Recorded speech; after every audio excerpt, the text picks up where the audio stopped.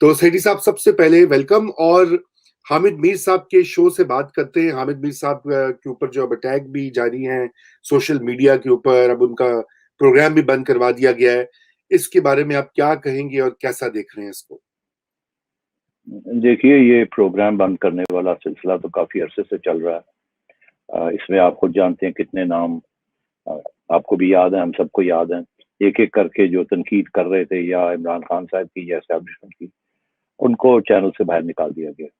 और वो लंबी लिस्ट है, जरूरत नहीं उसको दोहराने की।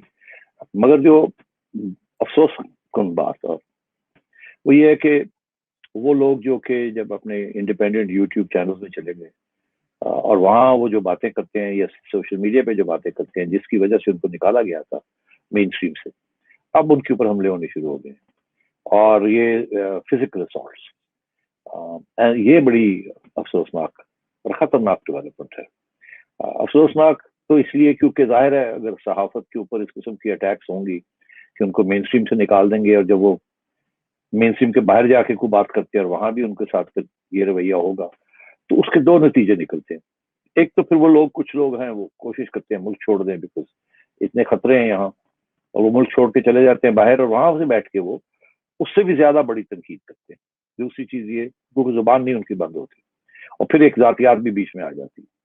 दूसरी बात यह है कि फिर यहाँ जैसे ऑपोजिशन को हुकूमत ने और एस्टैब्लिशमेंट ने धकेल के एक कोने में खड़ा कर दिया, तो फिर क्या हुआ, फिर नवाज शरीफ साहब ने फिर नाम लेने शुरू कर दिए और जातियात पे लोग उतर आते हैं। बिकॉज जब अटैक आती है तो वो जातियात पे ही आती है, क्योंकि अटैक इंस्टीट्यूशंस पे नहीं आती, जातियात पे आती है।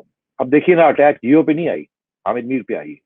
इसी के साथ जब कोई तनकीद होती है तो किसी एक शख्स के ऊपर तनकीद मीडिया करता है, इदारे के ऊपर वो नहीं करते। जज के ऊपर करेंगे मगर जुडिशरी के ऊपर नहीं करेंगे, and so on and so fourth. तो अब बात यह है कि अगर आप धकेल देंगे किसी को तो फिर ये डेस्परेशन जिसे कहते हैं, इमोशनल डेस्परेशन, और ये फिर होगा और लोग फिर निकल निकल के ये बात करेंगे। मुझे इसका खदशा था और वही हुआ।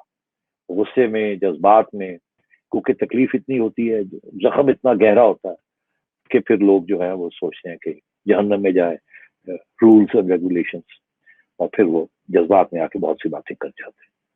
अच्छा, तो ये उस किस्म की सिचुएशन हुई भी है, जिसकी वजह से आज आप देख रहे हैं कि हामिद मीर साहब को जियो से छुट्टी दे दी उन्होंने। तो ये पहली दफा नहीं है, और भी बड़े सहाफी हैं, और सिर्फ जियो की बात नहीं है, और भी है।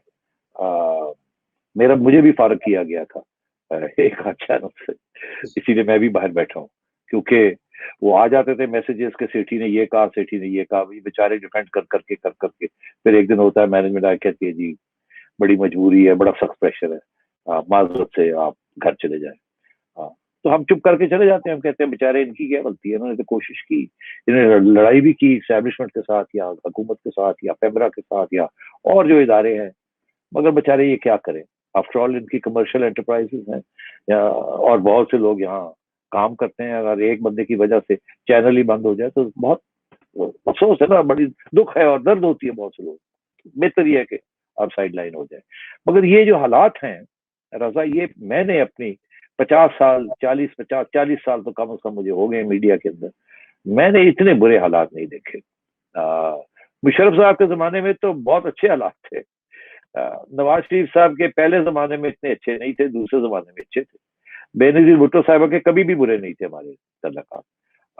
तो ये जो और जरदारी साहब के जमाने में बिल्कुल बुरे नहीं थे। ज्यादा से ज्यादा ये होता था कि एक छोटी सी आ जाता था कि यार हम आपको सू कर देंगे, ना दे ना दे, मगर बड़ी टॉलरेंस थी। और मगर अब ये सिचुएशन है कि वही इमरान खान साहब जो कि हामिद मीर साहब के गाने और गीत गाते थे कि इस पाकिस्तान का सबसे बड़ा मुहिबुल वतन सहाफी कोई नहीं है, आज आप देख रहे हैं क्या हो रहा है उनके साथ। और जो भी ब्रीफिंग्स होती हैं पावर जेड बी की, वहां बुलाया जाता है जैसे कि बड़े उनकी अहमियत है, और फिर ये होता है उनके साथ जो आपने देखा क्या हुआ जी। तो मुझे बड़ा अफसोस है कि ये अब बात जो है ये बिगड़ेगी, ये बिगड़ सकती नहीं, बिगड़ेगी, बिकॉज सहाफी इकट्ठे हो रहे हैं और बहुत गुस्सा है, और सहाफी की जो तंजीमें हैं वो भी इकट्ठी हो गई। ये ना हो मैं फिर ये कह रहा हूँ कि और कुछ इस किस्म के हादसे हो जाएं, तो जैसे एक जुडिशरी का एक मूवमेंट बना था पहले इफ्तिखार चौधरी साहब के लिए, और फिर बिल्कुल एक इकट्ठे हो गए थे लॉयर्स काजी फायजीसा के केस के ऊपर, तो ये ना हो कि एस्टैब्लिशमेंट और गवर्नमेंट को और तकलीफ हो, बिकॉज पॉलिटिशियंस, जुडिशरी सॉफ्ट हो जाए, पॉलिटिशियंस खड़े हो जाएं, मीडिया की ऑर्गेनाइजेशंस जो हैं, बहुत सी ह्यूमन राइट्स की ऑर्गेनाइजेशंस और वकला हज़रात भी साथ ज्वाइन कर लें, ये एक और मूवमेंट बन सकता है, एक बहुत बड़ा ये हुकूमत के लिए और एस्टैब्लिशमेंट के लिए मसला बन सकता है। तो सोच सोच के काम करना चाहिए। अगर किसी एक सहाफ़ी से कुछ जज्बात हो गए तो उसका रिजल्ट नहीं होना चाहिए कि आप आगे से इस किस्म का रिएक्शन हो। ये नेगेटिव रिएक्शन जो है ये नहीं चलेगा, इसका और नेगेटिव रिएक्शन आएगा। जी, और आएगा। आप ये समझते हैं कि जो तकरीर उन्होंने की असद तूर के हक में जब मुजाहिरा हो रहा था, तो आप जज्बाती भी कह रहे हैं, तो आपके ख्याल से वो उसमें कोई लाइन क्रॉस हुई?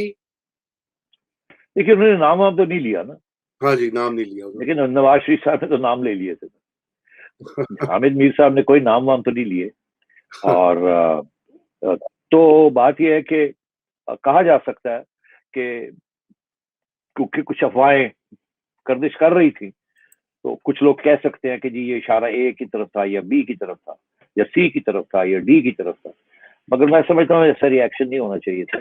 देखिए, मुझे पता है कि जब आप माइक के आगे हो ना और सारे आपके साथी खड़े हों और आपसे कुछ पूछा जाए इस किस्म का सवाल, तो बड़ा मुश्किल हो जाता है अपने इमोशंस को कंट्रोल करना।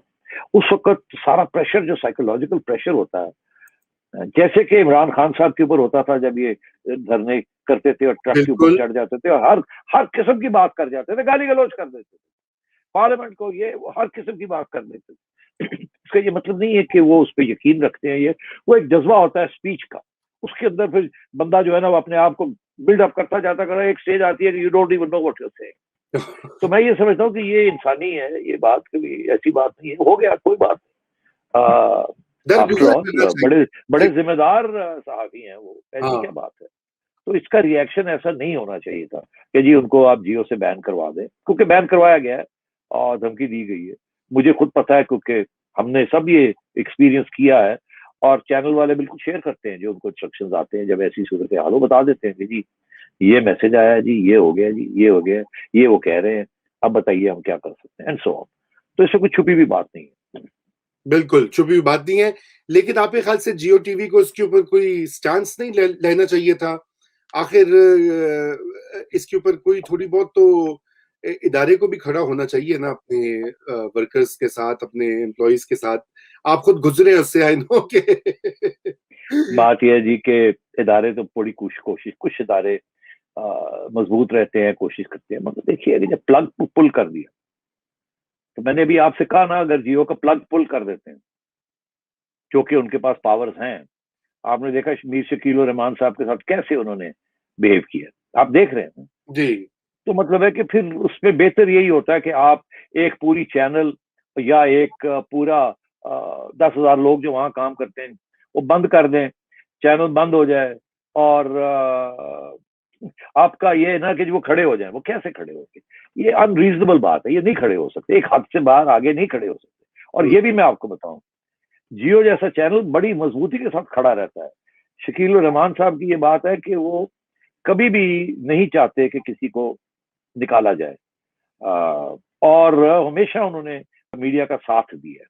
ये वाहिद चैनल है जहां इतनी मजबूती के साथ अपने जर्नलिस्ट को प्रोटेक्ट किया जाता है। मैं नहीं हूं, मैं सफर किया है, मैं भी जियो पे था, मेरे खिलाफ भी कंप्लेंट्स आते थे, फिर उन्होंने कहा यार ये मसला है, ओके ठीक है, आई डोंट माइंड, एक दिन आएगा हम फिर वापस चले जाएंगे, कोई ऐसी बात नहीं है। बड़ी जद्दोजहद है जियो की भी, तो मेरा नहीं ख्याल जियो को ब्लेम करना चाहिए।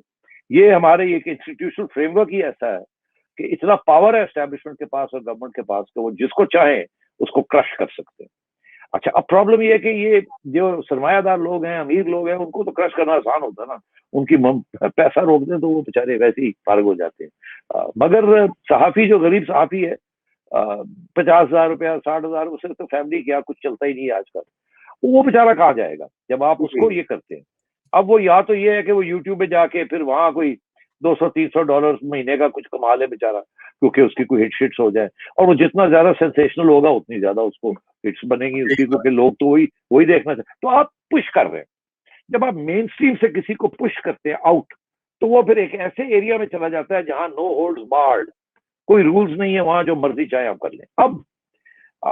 अब यही जो अभी आपने इंट्रोडक्शन में बात कही, ये अब कानून ला रहे हैं कि उसको भी रोकने के लिए, और वो भी इनकी गलतफहमी है, वो नहीं रुकेगा, उसको पुलिस करना बहुत मुश्किल होगा, यही करना पड़ेगा आपको कि उठा उठा के लोगों को ले जाना पड़ेगा। और फिर ये वक्त आएगा कि सारी दुनिया, आज ये नाम यहाँ लिए जा रहे हैं, कल यूरोप में ये लिए जाएंगे, कल जीएसपी प्लस के ऊपर ये बात होगी, कल HR human rights Biden administration ये बात करेगी, वहां शोर पड़ जाएगा, आप देखिएगा। और ये बर्दाश्त नहीं कर सकेंगे, इनका ह्यूमन राइट्स रिकॉर्ड अगर जब खराब होगा, जब मीडिया को अटैक करेंगे, तो ये बर्दाश्त नहीं कर सकेंगे, और इनको बहुत तकलीफ होगी। और मैं आपको गारंटी करता हूं कि इस वक्त सारी दुनिया की मीडिया ऑर्गेनाइजेशंस जो है वो फोकस कर रही हैं, वो बर्मा के ऊपर फोकस नहीं कर रही, वो फ्रांस के ऊपर फोकस नहीं कर रही, वो इंडिया के ऊपर फोकस नहीं कर रही, इतनी पाकिस्तान के ऊपर वो फोकस करेंगी। उसकी वजह, इसीलिए उन्होंने फाटा FATF आपके ऊपर यहाँ रखा हुआ, इसीलिए वो आपको कंपेल करना चाह रहे हैं, आपको टाइट करना चाह रहे हैं कि हमारा काम करें। एक तरफ आप ये करेंगे, ये आपको आपके ऊपर स्क्रू चलाएंगे वो, अच्छा आपकी ह्यूमन राइट्स रिकॉर्ड, आपका ये रिकॉर्ड, आपने मीडिया के साथ ये किया, ये काउंटर प्रेशर आएगा आपको पाकिस्तान के अंदर से, तो आएगा, ये इंटरनेशनल कम्युनिटी से आएगा, और फिर आपको कुछ तकलीफ होगी जब ये आएगा और इंटरनेशनल इदारे आपको कहेंगे अपना रिकॉर्ड ठीक करें, नहीं तो ये नहीं मिलेगा, ये नहीं मिलेगा, ये नहीं मिलेगा। वो अपने मकसद के लिए करेंगे, मगर इसमें मीडिया का फायदा होगा, हुकूमत का और एस्टेब्लिशमेंट का नुकसान होगा।